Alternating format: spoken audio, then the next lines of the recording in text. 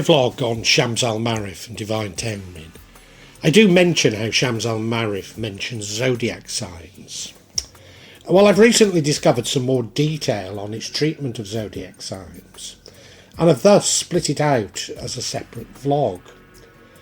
Despite the considerable noise some Muslims make, astrology has an illustrious history within Islam.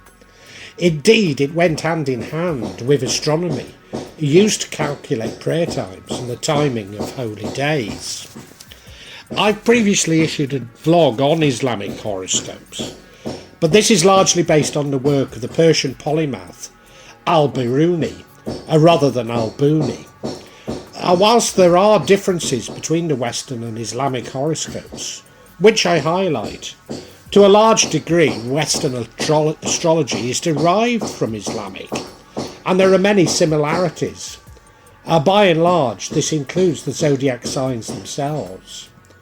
And nevertheless, a direct comparison between Islamic horoscopes and Western really exposes the degree to what appears to be a science is actually closer to an art. Zodiac signs themselves are simply a convenient method for clustering astronomical influences on our personal psychology. Despite this, so many who follow their horoscope pay great attention to the seeming science and mechanics of this science behind it. Why does this become more apparent when comparing Islamic horoscopes and Western? Well, in the main, Islamic societies use the lunar calendar, which is 354 or 355 days, and the West uses the solar. Thus a conversion needs to be made, but it's not as simple as it might first seem, not least as the Islamic year is shorter. Add to that Islam uses the convention of days changing at sunset rather than midnight. What this all means is that the Western convention to allocate zodiac sign becomes even more complicated. But before you dismiss Islamic horoscopes, maybe the additional considerations actually make them a little more accurate, or at least a little more scientific.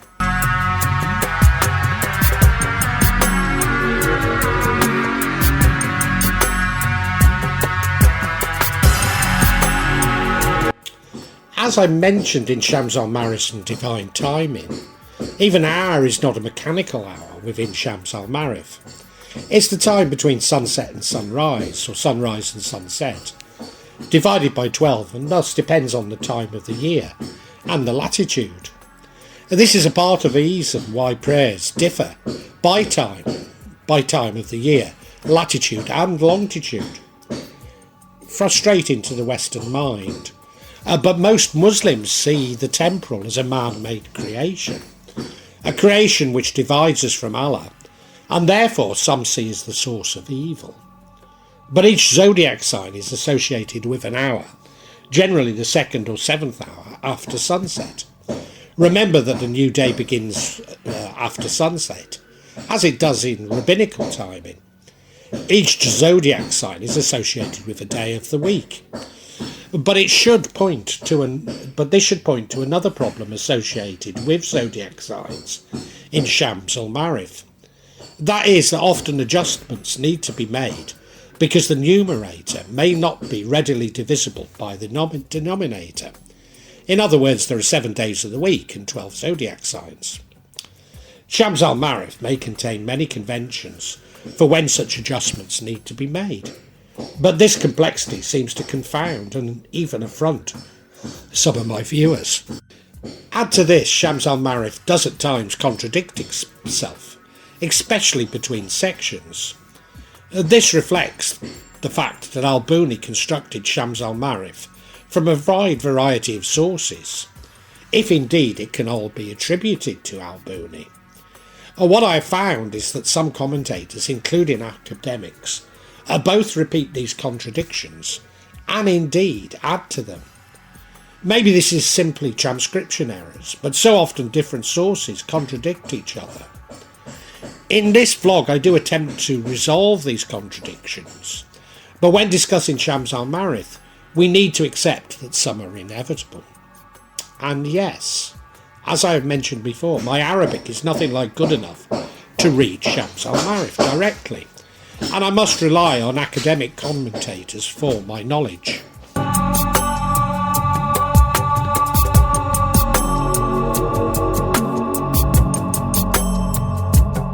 The central principle within Shams al-Ma'arif is that the Arabic alphabet and the mansions of the moon are each made up of 28. Thus each mansion of the moon is attributed to a letter of the alphabet, or corresponds as I would call it.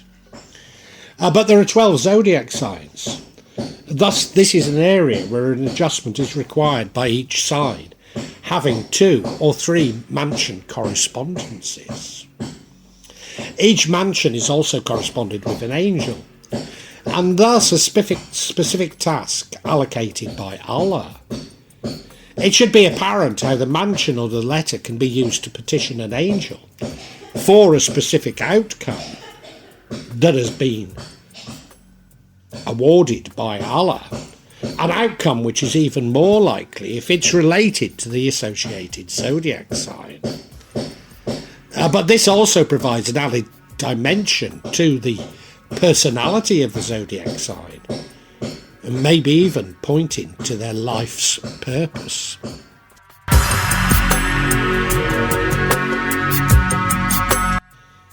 So let's look at the actual zodiac signs themselves. So the first one we look at is Capricorn, and I put the Arabic name for it, although you may come across alternatives, and it's Al-Jidi.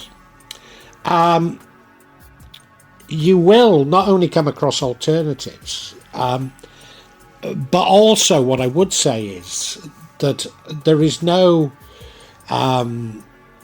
defined way of writing, translating the 28 letters of the Arabic alphabet into English. So there'll be different ways of doing it. Now I've put up the sort of Romanised spelling of it, but there will be different Romanised spellings.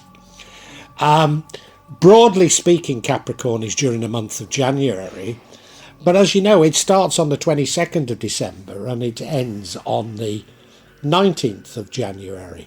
So you can see that this January is an approximation for it.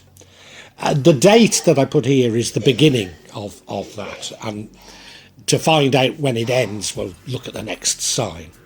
And these are just Western traditions, and it corresponds to the longitude of 270, and add 30 to that, it goes on to 300. Now, the interesting thing is it's attributed to seasons, but the seasons perhaps aren't quite as we would see them in the West. And I don't think, well, you might see it as an error. I don't think it is. I think it's just simply, I mean, having lived in the Middle East myself, the seasons don't really make that much sense in such climates. So, you know, where I lived in Riyadh, and the seasons were either hot, extremely hot, or unbearably hot, you know. You couldn't say there was a spring and an autumn, really.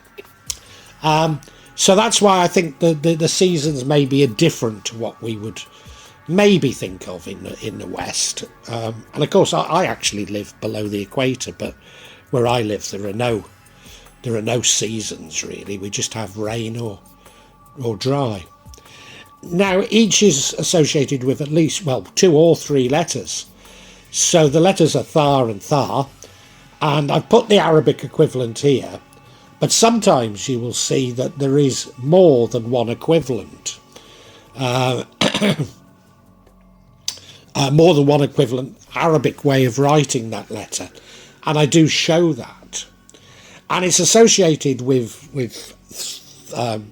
3 lunar mansions, Sadu Dabdia, Sadu Labul, and Sadu Sud.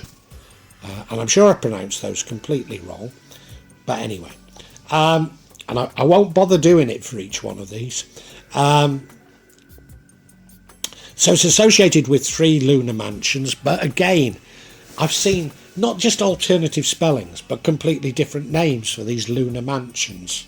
So you might come across something completely different. The elemental is Earth, so of the 4 elementals it's Earth. This is really the Western tradition. But then quite interestingly, luck, or these are sort of the attributes, these are different to the Western tradition.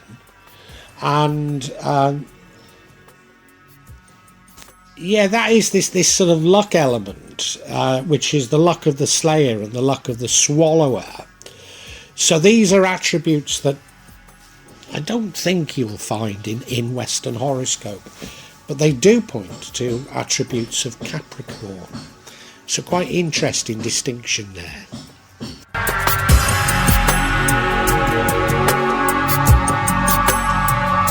So next we have Aquarius, and I'm not going to attempt the Arabic anymore.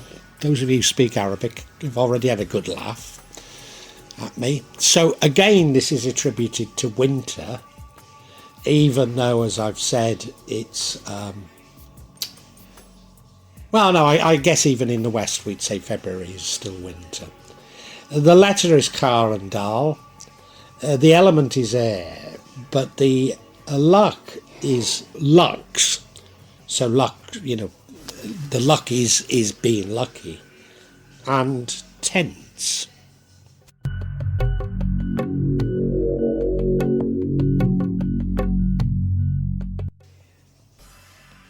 Pisces, still in winter, so I think this is one that maybe in the West we wouldn't see as winter, we'd probably see it as spring, wouldn't we?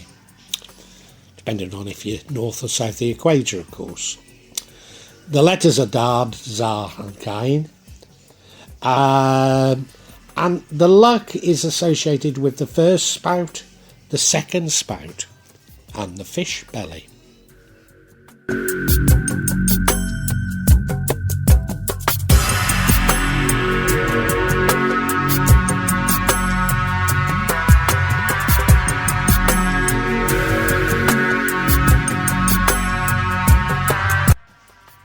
Aries, well, we do have a change of season now.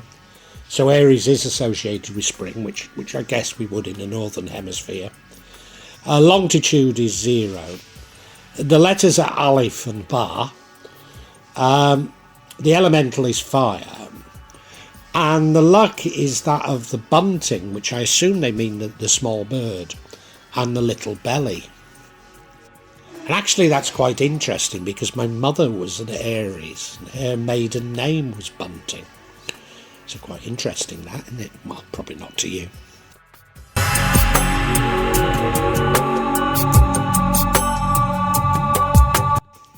Taurus, still in spring, and the letters are Jim and Dal. The elemental is Earth. And luck is the Pleiades and that of the follower. Now I'm leaving each of these up a little while so that if you want to, you can write them down.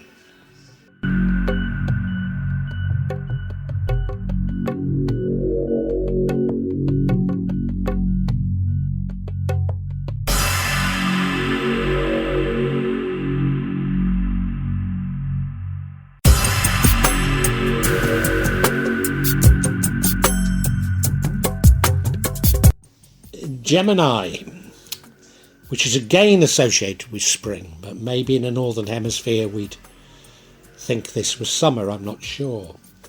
And the letter is Ha, and you can see there are 4 different forms of Ha there.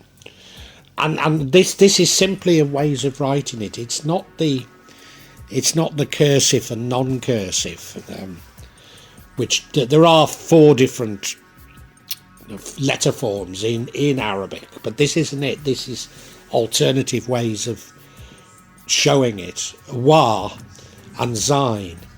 The elemental is hair, and the luck is horse's crown, camel's brand, and lion's forehead.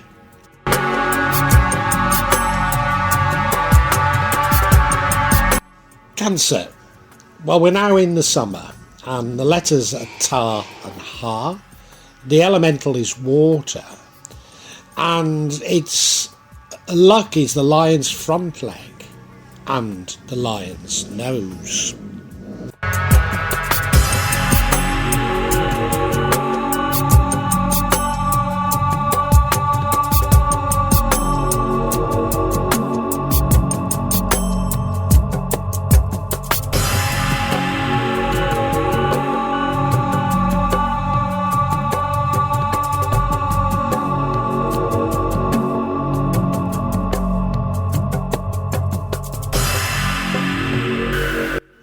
Leo, which is my sign.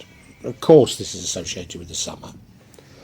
The letters are ka, and you can see the alternative way of writing it there. And ya, which also has this alternative way of writing it. The elemental is fire, and the luck is the lion's eye, but also the lion's mane.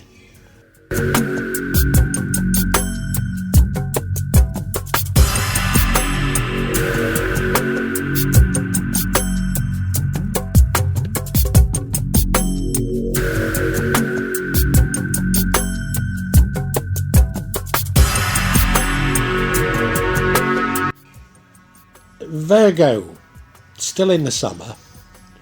The letters are noon, mim, and lam. The elemental is earth, and the luck is change, the baker, and uplifted.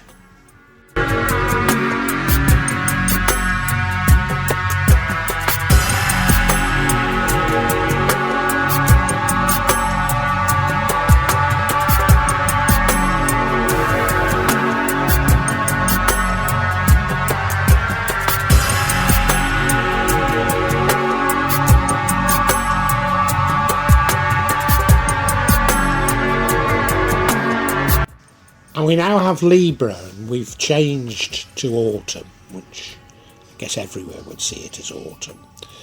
I use the word autumn, and I suppose I've confused some people who maybe see it as fall, but, I was born in England, so I call it autumn.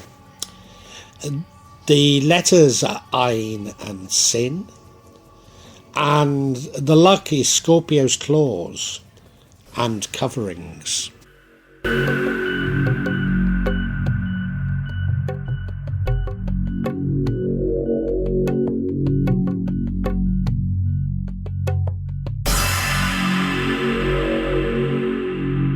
And now we have Scorpio, so still in the autumn. The letters are Sard and Far. The elemental is Earth. And the luck is the heart and the crown. Not Scorpio's claws. Strange that, isn't it? Yeah. Anyway, that's Scorpio.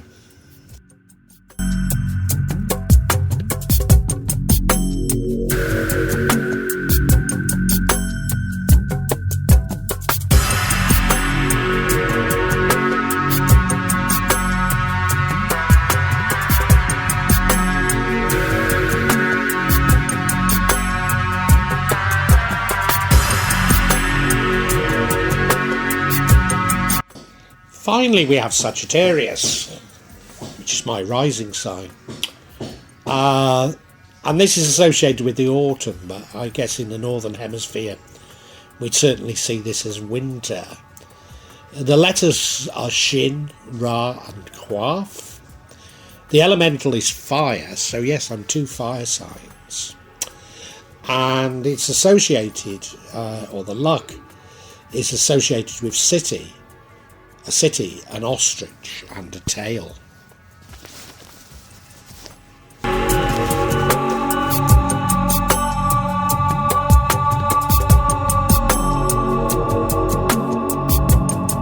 Now I know I'll get questions on how to use these zodiac signs in magic derived from Shams al-Ma'arif. But what should be apparent is they are simply another correspondence. Whilst there are detailed and complex descriptions in Shams al-Ma'arif on divine timing and correspondences, I've repeated many times that Shams al-Ma'arif is not a recipe book, nor even a grimoire. It simply describes some correspondences and practices that were common throughout Islam. There are two important considerations for me. Firstly, that intent is far more important than slavishly following the content of the book. And secondly, like all supposedly books on magic, I'm not sure that Shams al-Marif is about low magic. I mean by that creating change in the world for the benefit of the user, i.e. wealth, celestial encounters, etc. No, I believe it contains important alchemical correspondences to be used in high magic. That is in self-transformation to become closer to Allah. Indeed, becoming closer to Allah is achieved by suppressing the ego, which is the exact opposite to low magic. But it's not for me to impose my views upon you. If you seek to use low magic, then remember it's all about intent, and Zodiac sign can be used to harness this intent.